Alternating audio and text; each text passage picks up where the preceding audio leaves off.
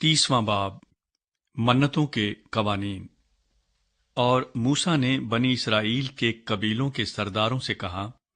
कि जिस बात का खुदावंद ने हुक्म दिया है वो ये है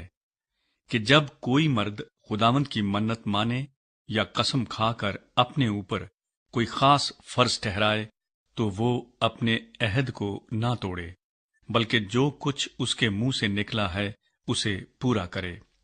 और अगर कोई औरत खुदावंद की मन्नत माने और अपनी नौजवानी के दिनों में अपने बाप के घर होते हुए अपने ऊपर कोई फर्ज ठहराए और उसका बाप उसकी मन्नत और उसके फर्ज का हाल जो उसने अपने ऊपर ठहराया है सुनकर चुप हो रहे, तो वो सब मन्नतें और सब फर्ज जो उस औरत ने अपने ऊपर ठहराए हैं कायम रहेंगे।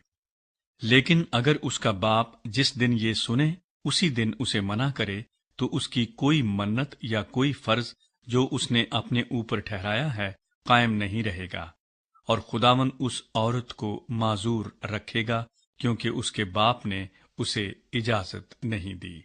और अगर किसी आदमी से उसकी निस्बत हो जाए, हालांकि उसकी मन्नतें या मुंह से निकली हुई बात जो उसने अपने ऊपर फर्ज ठहराई है अब तक पूरी ना हुई हो, और उसका आदमी ये हाल सुनकर उस दिन उससे कुछ न कहे, तो उसकी मन्नतें कायम रहेंगी और जो बातें उसने अपने ऊपर फर्ज ठहराई हैं वो भी कायम रहेंगी।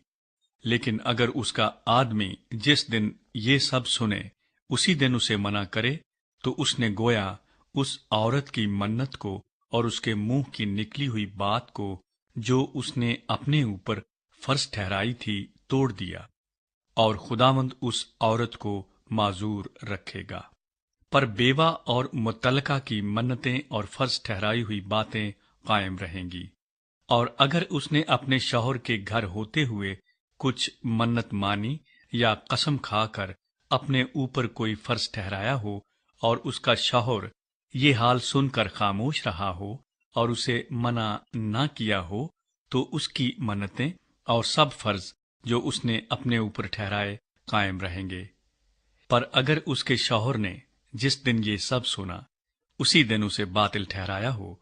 तो जो कुछ उस औरत के मुंह से उसकी मन्नतों और ठहराए हुए फर्ज के बारे में निकला है वो कायम नहीं रहेगा।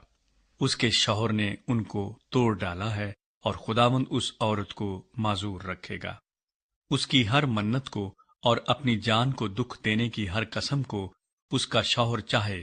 तो कायम रखे या अगर चाहे तो बातिल ठहराए। पर अगर उसका शौहर रोज बरोज खामोश ही रहे, तो वो गोया उसकी सब मन्नतों और ठहराए हुए फर्जों को कायम कर देता है। उसने उनको कायम यूं किया कि जिस दिन से सब सुना वो खामोश ही रहा। पर अगर वो उनको सुनकर बाद में उनको बातिल ठहराए, तो वो उस औरत का गुनाह उठाएगा। शौहर और बीवी के दरमियान और बाप बेटी के दरमियान जब बेटी नौजवानी के अय्याम में बाप के घर हो, इन्हीं आइन का हुक्म खुदावंद ने मूसा को दिया।